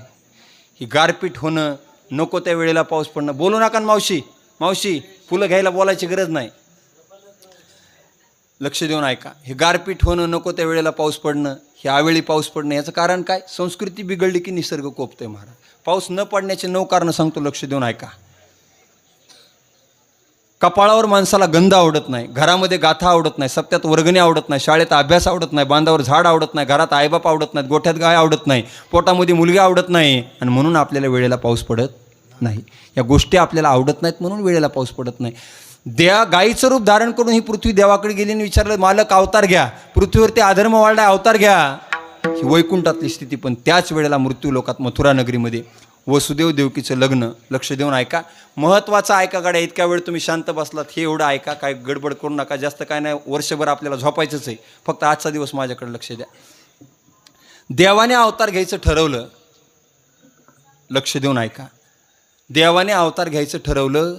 वैकुंठातली स्थिती देवाने फायनल केलं. पण मथुरा नगरीमध्ये वसुदेव देवकीचं लग्न, लग्नाची निघालेली मिरवणुकीला असणारे घोडे, आणि घोड्याचा लगाम कोणाच्या हातात आहे? कंसाच्या. कोणाच्या हातात? कंसाच्या हातात. मोठ्या दिमाक्यामध्ये आपल्या बहिणीची मिरवणूक काढली होती कंसाने. तेवढ्यामध्ये आकाशवाणी झाली, आणि आकाशवाणीने कंसाला सांगितलं, कंसा, ज्या बहिणीची एवढ्या दिमाक्यामध्ये मिरवणूक काढतोयस ना कंसा, तिच्या पोटी येणारा 8वा तुला मारणार आहे. 8वा मारणार हे कळाल्याबरोबर कंसाला वाटू लागलं, हिच्या पोटी येणारा जर 8वा आपल्याला मारणार असेल तर हिला शिल्लक ठेवायचं नाही. 8व्याचा प्रश्नच येत नाही. तिला मारण्याकरता कंस पुढं आला, तिला मारणारच होता. तेवढ्यामध्ये वसुदेवाने हात धरला. कंस देवकीला मारणार होता, तेवढ्यामध्ये वसुदेवाने हात धरला. आणि हे आयुष्यातलं खरं लक्ष्मीपूजन आहे बघा. आपल्या पत्नीची जोपासना करणं हे खरं लक्ष्मीपूजन आहे. म्हणून कीर्तनाला आलेल्या प्रत्येक माणसाने माझ्या कीर्तनातले 3 महत्त्वाचे वाक्य घरी शिकून जा. आईची करा उपासना, पत्नीची करा जोपासना, आणि व्यसनापासून दूर ठेवा तुमची वासना. हे खरं लक्ष्मीपूजन आहे बघा. हां, नुसती लाडून कारंजा खाऊन दिवाळ्या होत नसती महाराज. दिवाळीची व्याख्या ज्ञानोबरायांनी एकाच ओवीमध्ये दिली. मी अविवेकाची काजळी फेडोनी विवेकदीप उजळी, ते योगिया पाहे दिवाळी निरंतर. ज्ञानोबराय बोलतात, अज्ञानरूपी अंधकार बाजूला सारून प्रकाशरूपी ज्ञानाचा दीप प्रज्वलित करणं, आणि माणसाचं वाईट मार्गाला जाणारं जीवन सत्कर्म आणि स्वधर्मावर येणं, आणि आपल्या आयुष्यातला खरा आनंद प्राप्त होणं, याचं नाव काय आहे? दिवाळी. याचं नाव दिवाळी आहे महाराज. कंसाने देवकीला मारण्याचं ठरवलं, तिला मारण्याकरता गेला. तेवढ्यात वसुदेवाने हात धरला आणि सांगितलं, मारू नको. कंसाने सांगितलं, हिच्या पोटी येणारा 8वा मला मारणार आहे. वसुदेवजींनी सांगितलं, 8च्या 8ही तुला देऊन टाकतो, पण हिला मारू नको. वसुदेव देवकीला बंदीशाळेमध्ये ठेवण्यात आलं. लक्ष देऊन ऐका, वसुदेव देवकीला बंदीशाळेमध्ये ठेवण्यात आलं. दिवसामागून दिवस जात होते. देवकीचं तेज असं सूर्यासारखं दिसत होतं महाराज. देवकीचे तेज दिसे जैसा सूर्य, कंसाचे हृदय जळतसे. देवकीचं तेज असं सूर्यासारखं दिसू लागलं. आता देवकी मातेच्या पोटी भगवान श्रीकृष्णाचा अवतार होणार आहे. लक्ष देऊन ऐका, कुणाच्याही पोटी कोण जन्माला येत नाही महाराज. चांगली माणसं जन्माला येण्याकरता मायबापाचं काहीतरी तप असावं लागतं. शुद्ध बीजा पोटी फळे रसाळ गोमटी. मायबापाची काहीतरी साधना असेल तर चांगली पोरं, चांगली मुलं, चांगल्या मुली जन्माला येतात महाराज. पण मायबापानं काहीतरी साधना केलेली असली पाहिजे. म्हणून कीर्तनाला एवढ्या महिला मंडळी आल्यात. माझ्या कीर्तनातले 4 वाक्य घरी शिकून जा. गरोदरपणामध्ये ज्ञानेश्वरी वाचण्यासाठी जवळ ठेवा छोटी. नीट ऐका, भगवान श्रीकृष्णाला परत जन्माला आणायचं आहे ना, एवढे 4 वाक्य घरी शिकून जा. गरोदरपणामध्ये ज्ञानेश्वरी वाचण्यासाठी जवळ ठेवा छोटी. रामकृष्ण हरी म्हणा घरी बनवताना रोटी. संतांचे आशीर्वाद घ्या कोट्यानु कोटी, आणि मग बघा भगवान श्रीकृष्ण येतील तुमच्या पोटी.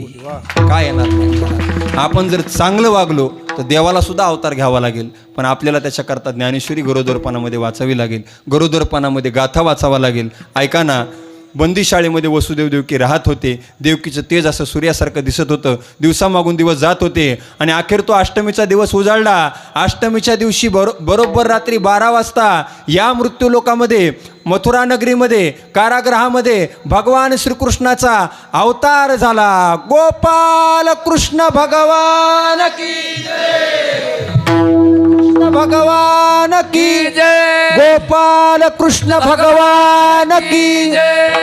एकदा 2 मिनिटं सर्वांनी भजन करा. जय जय राधा रमण हरी बोल, जय जय राधा रमण हरी बोल, जय राधा रमण हरि बोल, जय जय राधा रमण हरि बोल, जय जय राधा रमण हरी बोल, जय जय राधा रमण हरी बोल, जय जय राधा रमण हरि बोल, जय जय राधा रमण हरि बोल, जय जय राधा रमण हरी बोल, जय जय राधा रमण हरी बोल, रमण हरि बोल, जय जय राधा रमण हरि बोल.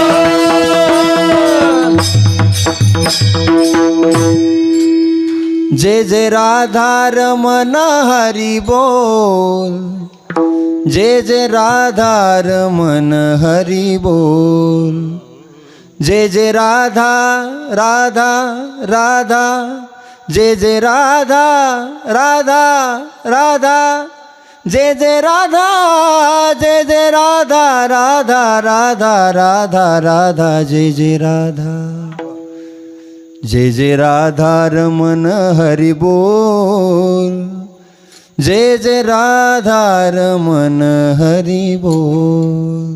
त्या कारागृहामध्ये 8 वर्षाची मूर्ती प्रगट झाली.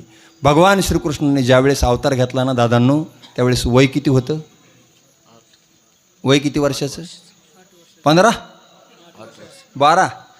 12 नाही हो काका, 8 वर्षाचं. अष्टमी आज. ज्या ज्या वेळेस भगवान श्रीकृष्णाने अवतार घेतला त्यावेळेस वय होतं 8 वर्षाचं. तिथी होती अष्टमी आणि अवतारामध्ये नंबर किती होता? 8वा. म्हणून कृष्णाच्या जीवनामध्ये 8 अंकाला फार महत्त्व आहे बघा. प्रत्येक माणसाचा काही काही अंक लकी असतो. कोणाचा 10 असतो, कोणाचा 8 असतो. माझा सध्या 15 आहे. कळालं का? काहीला नाही कळालं, काय नाही कळलं, थोड्यात लोकायला कळालं. असू द्या, लक्ष देऊन ऐका. प्रत्येकाचा लकी अंक असतो, लक्ष देऊन ऐका. कोणाचा 8 असतो, कोणाचा 10 असतो, कोणाचा 15 असतो. नजा किती असतात बारीक बारीक, नाही कळत, लक्ष देऊन ऐका. तर भगवान श्रीकृष्णाच्या जीवनामध्ये 8 अंकाला महत्त्व आहे. किती? अष्टमी. तिथी कोणती? अष्टमी. अवतारामध्ये 8वा आणि वय किती? 8 वर्षाचं. 8 वर्षाची मूर्ती कारागृहामध्ये प्रगट झाली आणि देवकी मातेच्या डोळ्यात पाणी आलं. देवकीच्या डोळ्यातलं पाणी भगवान श्रीकृष्णाने पाहिलं आणि विचारलं, आई तू रडतेस आई? का रडतेस आई? त्यावेळेस देवकी मातेनं सांगितलं, कृष्णा तुझ्यासारखी 7 मुलं, 1, 2, 3, 4, 5, 6 या कंसाने भाताचा गोळा करावा आणि भिंतीवरती असा फेकून मारावा, अशी 6 मुलं माझ्या डोळ्यात देखत माझी मारली. 7वा योग मायनं नेला होता आणि आता 8व्या सुद्धा मुलाची तीच अवस्था होणार. म्हणजे तुझी सुद्धा आता तीच अवस्था होणार. कंस तुला मारणार आणि या संकटातून तुझी ही दुर्बळ आई तुला वाचू शकत नाही, म्हणून माझ्या डोळ्यात पाणी येते, म्हणून मी रडते कृष्णा. तुला मी वाचू शकत नाही कृष्णा, माफ कर मला कृष्णा. त्यावेळेस देवानं सांगितलं, आई हे आई, मी इथं मरण्याकरता आलो नाही गड्या, मी इथं मरण्याकरता आलो नाही, मी इथं कशाकरता आलोय तर मारण्याकरता आलोय. फक्त एक करा, मला या कारागृहामध्ये ठेवू नका.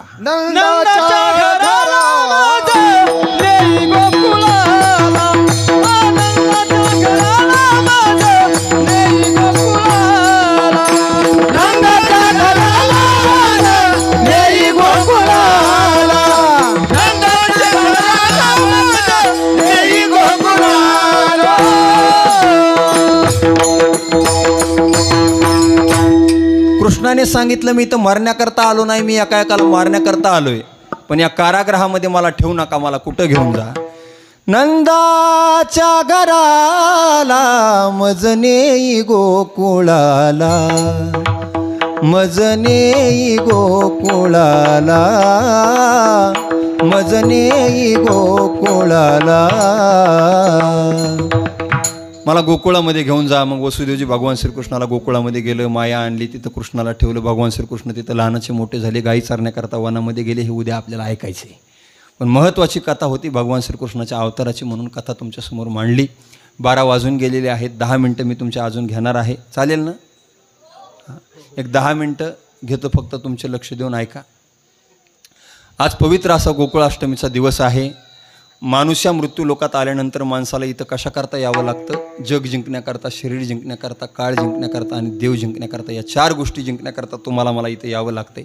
संत कशा करता येतात? भगवान बाबासारखे संत, तुकोबारायांसारखे संत कशा करता येतात?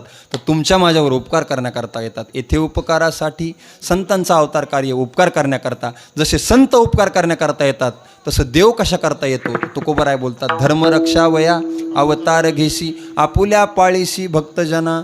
धर्माचं रक्षण करण्याकरता देवाला अवतार घ्यावा लागतो. मग कधी कृष्ण रूपाने, कधी रामरूपाने, कधी वामन रूपाने, अनेक रूपामध्ये देवाने अवतार कार्य केलं. पण ज्या ज्या वेळेस धर्माला ग्लानी आली त्या त्यावेळेस देवाने अवतार घेतला. म्हणून भगवान श्रीकृष्णाच्या अवताराची कथा आपण पाहिली. लक्ष देऊन ऐका. अभंगाच्या पहिल्या चरणाचा भाव मी तुमच्यासमोर ठेवला आहे. आजच्या दिवसासाठी आजचा हा अभंग फार महत्त्वाचा आहे. तसा आपला मागणीचा दिवस आहे. मागणीपर प्रकरणातील अभंग निवडला असता तर मागणीवरच बोलावं लागलं असतं. पण देवाचा अवतार कार्य असल्यामुळं मी देव नेमका अवतार घेतो कशा करता याच्यासाठी तो अभंग निवडला. धर्मरक्षा वया अवतार घेसी, आपुल्या पाळीशी भक्तजना.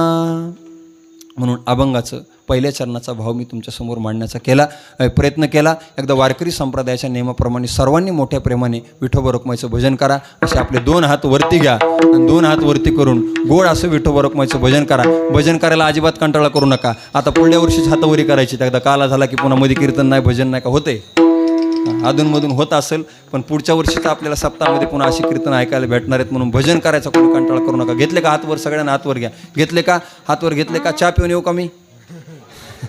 तसं काय करीत नाही. हां, गोड भजन करा. विठोबा रखुमाई, विठोबा रखुमाई,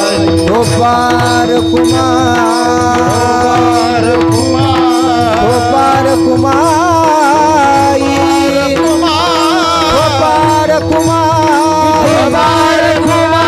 विठोबा रखुमाई, विठोबा रखुमाई, विठोबा रखुमाई, विठोबा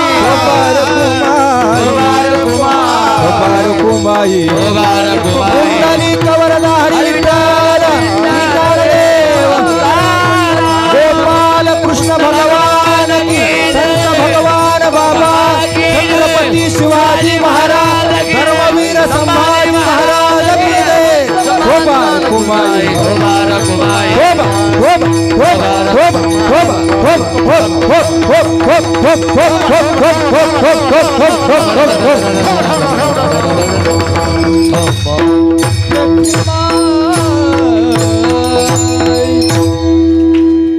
दहा मिनिटं घेतो. जाता जाता झाले बघा आपलं कीर्तन. 2-3 महत्त्वाचे संदेश मला तुम्हाला द्यायचे आहेत. माझ्या रोजच कीर्तनामध्ये मी सांगत असतो. सांगणं काळाची गरज आहे. यावर्षी आपल्याला पाऊस चांगला आहे म्हणून शेतकऱ्यांचं थोडं बरं आहे, पण मागच्या 2 वर्षाचा विचार करा. आपल्या बीड जिल्ह्यामध्ये कितीतरी शेतकऱ्यांनी आत्महत्या केल्या. कुणाला शेतामध्ये चांगला पाऊस झाला नाही, पीक शेतामध्ये आलं नाही म्हणून कोणत्या शेतकऱ्यांनी आत्महत्या केली. कुणाच्या डोक्यावर कर्ज होतं म्हणून कुणी आत्महत्या केली. माझी विनंती असेल दादांनो, यूट्यूबला माझी कीर्तन आहेत. बालाजी महाराज मोहिते हे नाव तुम्ही यूट्यूबला टाका. आमचं संगीत कलाप्रेमी नावाचं चॅनल आहे. त्या चॅनलवरती तुम्हाला माझी कीर्तन ऐकायला मिळतील. प्रत्येक कीर्तनामध्ये मी हे रोज सांगतोय की आत्महत्या करू नका.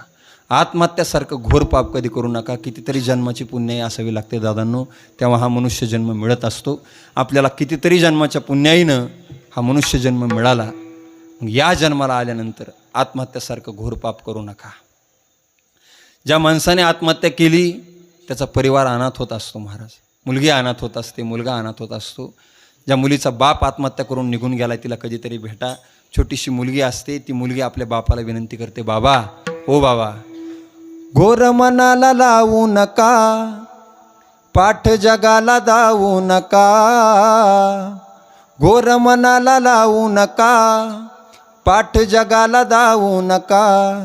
तुमच्या साथीला मी आहो ना बाबा, तुम्ही जहर खाऊ नका. तुमच्या साथीला मी आहो ना बाबा, तुम्ही जहर खाऊ नका. कर्ज घेऊन दिवाळी आली, वर यंदा ही नापिकी झाली.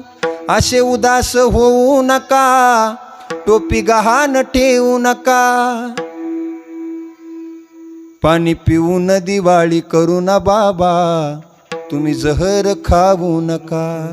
ती मुलगी आपल्या बापाला विनंती करते, बाबा, दिवाळीला आम्हाला नवा ड्रेस नाही घेता आला तरी चालेल, बाबा, मिठाई नाही आणता आली तरी चालेल, पाणी पिऊन आपण दिवाळी साजरी करू बाबा, पण तुम्ही मरू नका, तुम्ही आत्महत्या करू नका, फाशी घेऊन आत्महत्या करू नका, जहर खाऊन आत्महत्या करू नका. एका मुलीची आपल्या बापाला विनंती आहे महाराज.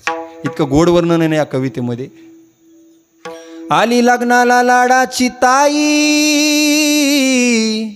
हुंड्या वाचून जमाना काही. आली लग्नाला लाडाची ताई, हुंड्या वाचून जमाना काही. असे हताश होऊ नका, टोपी गहाण ठेवू नका. ताई तयार आहे लढायला बाबा, तुम्ही जहर खाऊ नका. म्हणून आपल्या गावातील तरुण मंडळीला माझी विनंती आहे. सरांनी मला मगाशी येताना सांगितलं की आपल्या गावामध्ये आत्महत्येचं प्रमाण वाढलं आहे. पोरांनो, कितीतरी जन्माच्या पुण्याईनं आपल्याला हा मनुष्य जन्म मिळालेला आहे. आत्महत्या करू नका गाड्या. कसलंही मोठं संकट असू द्या, एखाद्या आपल्या मित्राजवळ आपलं मन मोकळं करा. आणि मन मोकळं करण्यासाठी जीवाचा जीवलग एक सखा असा मित्र बनवा. मित्र वेगळा असतो, आणि सखा वेगळा असतो. मित्र कोणाला म्हणायचं आणि सखा कोणाला म्हणायचं? आपल्या अंतःकरणातील दुःख आपण ज्याला सांगतो तो आपला मित्र असतो, पण आपल्या अंतःकरणातील दुःख ज्याला न सांगता कळतं तो आपला सखा असतो. असा एखादा सखा बनवा, असा एखादा जिवलग बनवा, असा एखादा मित्र बनवा. आपल्या अंतःकरणात काय दुःख आहे, आपल्या काय अडचणीत त्याला सांगा. काहीतरी मार्ग निघत असतो. पण आत्महत्या केल्यानंतर आपले माय आपला बाप पोरका होत असतो. लहानपणापासून आपल्याला वाढवलेलं असतं रे दादांनो मायबापांनी, आणि आपण त्यांना अगदी आयुष्याच्या शेवटी खरी त्यांना आपली गरज असते, त्यावेळेस आपण त्यांना सोडून जातो. माझी विनंती असेल पोरांना, कसलंही मोठं संकट येऊ द्या, नाही तुम्हाला चैन करता आली, नाही तुम्हाला मजा मारता आली, चैन करू नका, मजा करू नका, पण आत्महत्या करू नका. आणि जाता जाता दुसरा एक संदेश आहे पोरांसाठी, मायबापाला चांगलं सांभाळा. मुलीला गर्भामध्ये मारू नका. बऱ्याच गोष्टी घडायल्यात महाराज. आता मुलीवर तर इतकी वाईट परिस्थिती आली सध्या. आता 2-4 दिवसापूर्वीपासून आपण ऐकतोय, मोबाईलवरती सगळेजण पाहतोय, त्या बदलापूरला त्या मुलीवर अत्याचार झाला महाराज. अल्पवयीन मुलीवर त्या बदलापूरला अत्याचार झाला. एखाद्या मुलीवर अत्याचार झाल्यानंतर, बलात्कार झाल्यानंतर आपण सहज एक मेणबत्ती हातामध्ये घेतो, मेणबत्ती पेटवतो, तिला श्रद्धांजली म्हणून आपण ती मेणबत्ती पेटवतो, ती मुलगी निघून जाते.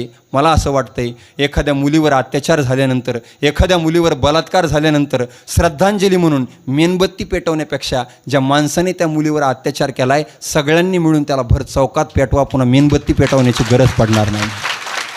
सगळ्यांनी मिळून जर त्या माणसाला भर चौकात पेटविलं तर पुन्हा मेणबत्ती पेटवायची गरजच पडणार नाही कधी. कोर्टात जायचं आणि मग त्याच्याला फाशी व्हायची, तितका वेळ नाही आहे महाराज. अत्याचार झालेला माणूस कळाला, सगळ्या समाजाने मिळून जर त्याला मारलं तर काय कुणावर गुन्हा होऊ शकत नाही, का होऊ शकत नाही. म्हणून मुलींनी सावध राहा. मुलींवरती फार वाईट दिवस आलेत. मुलीला गर्भामध्ये मारू नका आणि मायबापाला चांगलं सांभाळा. मायबापासाठी हे सांगतोय, काळ वाईट आहे दादांनो, हे सांग ना. कीर्तनातून काय शिकायचं तर तरुण पोरांनी हे शिका. जाऊ द्या ती कथा मागली, ते तुमच्या कामाचं नाही, ते आम्ही सांगतो रोज कीर्तनात. हे शिका आता सांगायलो ते. माय घरामध्ये जोपर्यंत जिवंत आहे, आपला विठ्ठलासारखा बाप जोपर्यंत घरामध्ये जिवंत आहे, तोपर्यंत मायबापाला चांगलं सांभाळा.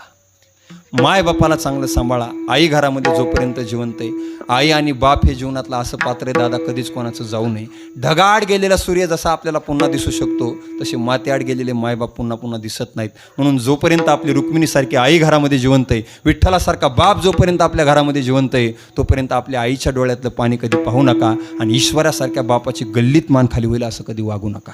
एवढं जरी आपण केलं तर मायबाप आपले धन्य झाले. त्यांनी आपल्याला जन्म दिला, धन्य झाले आपले मायबाप.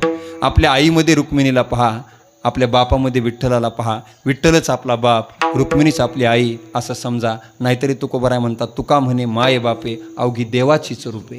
तुकोबाराय म्हणले मायबाप हे देवाचं रूप आहे. म्हणून लक्ष देऊन ऐका. मी स्वतः घरी बसून आईसाठी एक कविता तयार केलेली, तेवढी कविता तुम्हाला म्हणून दाखवतो. झालं कीर्तन संपवतो. लक्ष देऊन ऐका. आपल्या आईला विठ्ठलामध्ये पहा, आपल्या बापाला विठ्ठलामध्ये पहा. आईला त्रास देऊ नका. लक्ष देऊन ऐका. त्रास देणार नाही आई ग मी तुला, आई चेहरा तुझा विठ्ठला सारखा, आई चेहरा तुझा विठ्ठला सारखा. तूच आहेस माझी पहिली गुरु, तुझ्यामुळे आहे ग आई माझं जीवन सुरू. मार तू बोल तू, मार तू बोल तू, मी तुझा लाडका, आई चेहरा तुझा विठ्ठला सारखा, आई चेहरा तुझा विठ्ठला सारखा. तूच आहेस माझ्या जीवनाचा आधार, तुझ्यासाठी सोसीन आई जगाचे मिवार. फक्त तू घे कुशीत, फक्त तू घे कुशीत, मी तुझा लाडका, आई चेहरा तुझा विठ्ठला सारखा, आई चेहरा तुझा विठ्ठला सारखा. तीर्थे पायाशी सारे आहे ग आई तुझ्या, तीर्थे पायाशी सारे आहे ग आई तुझ्या, का करू पंढरी, का करू पंढरी, का करू द्वारका, आई चेहरा तुझा विठ्ठला सारखा, आई चेहरा तुझा विठ्ठला सारखा. कविता हिचे 2 कडवे सुरुवातीचे मी तयार केले घरी बसले बसले. हे शेवटचं दुसऱ्याच आहे, पण सुरुवातीचे 2 मी घरी बसल्या बसल्या तयार केले. ज्याचं आहे त्याचं सांगितलं पाहिजे. सुरुवातीचे 2 आपण तयार केले, शेवटचं मी मोबाईलवरती ऐकलं होतं, ते ऐकून हे 2 तयार केले. अशी संगती लावली. म्हणून आपल्या बापाला विठ्ठलामध्ये पहा, आपल्या आईला रुक्मिणीमध्ये पहा. जोपर्यंत गळ्यामध्ये आपल्या पवित्र अशी तुळशीची माळ गळ्यामध्ये धारण करा, जोपर्यंत आपल्या शरीरामध्ये श्वास आहे तोपर्यंत मायबापाला चांगलं जपा. भगवान बाबासारखे संत जन्माला आले, तुकोबारायांसारखे संत जन्माला आले, ज्ञानोबारायांसारखे संत जन्माला आले, आणि त्यांच्यानंतर आपल्याला जन्म झाला. हे आपलं भाग्य आहे की यांचं चरित्र आपल्याला ऐकायला मिळालं. ज्ञानोबाराय, तुकोबाराय, भगवान बाबा कोण होते हे आपल्याला ऐकायला मिळालं. हे आपलं भाग्य आहे ना. म्हणून पवित्र अशी तुळशीची माळ गळ्यामध्ये धारण करा. बोलत असताना माझ्याकडून एखादा वेडा वाकडा शब्द गेला असेल तर आईवडिलाचं अंतकरण करून मला माफ करा. आज हे माऊली महाराजांचं यूट्यूबला संगीत कलाप्रेमी नावाचं चॅनल आहे. त्या चॅनलचे 1.5 लाख सबस्क्रायबर पूर्ण झालेले आहेत. त्या 2 लाख सबस्क्रायबर पूर्ण झालेले आहेत. त्या चॅनलवरती माझी कीर्तनं तुम्हाला पाहायला मिळतील. संगीत कलाप्रेमी नावाचं चॅनल सबस्क्राईब करा आणि घंटीचं बटन दाबायला विसरू नका. एवढं करा. काय महाराज, त्याच्यावर सगळं आहे. त्याच्यात चांगलं बी वाईट बी आहे. आपण जर त्याच्यावर नाव टाकलं तर चांगलं बी मिळते, नाव टाकलं तर त्याच्यात वाईट बी मिळते. घ्यायचं काय हे आपल्या हातात आहे. म्हणून कथा कीर्तन ऐकण्यासाठी महाराष्ट्रामध्ये सध्या लोकप्रिय चॅनल आहे बघा, हे संगीत कलाप्रेमी. तुम्ही जर एकदा सबस्क्राईब केलं तर रोज तुम्हाला नोटिफिकेशन मिळेल. मग रोज त्या चॅनलवरती कधी माझं कीर्तन येते, कधी सोपान महाराज सानप येते, कधी प्रकाश महाराज साठे असतात, कधी अक्रूर महाराज साखरे असतात. महाराष्ट्रात जेवढे टॉप 10 कीर्तनकार आहेत, विशाल महाराज खोले असतील, या सगळ्यांची कीर्तनं आपल्याला घरी बसल्या बसल्या ऐकण्यासाठी ते संगीत कलाप्रेमी नावाचं चॅनल सबस्क्राईब करा. म्हणून बोलता बोलता माझ्याकडून एखादा वेडा वाकडा शब्द गेला असेल तर आईवडिलाचं अंतकरण करून मला माफ करा. झालेली सेवा ज्ञानोबराय तुकोबारायांच्या भगवान बाबांच्या चरणी समर्पित करून या ठिकाणी वाणीला पूर्ण विराम. पायाच्या प्रसादे काही बोलिलो विनोदे, मज क्षमा करणे संती, नोहे अंगभूत युक्ती. बोलिलो जैसे बोलविले देवे,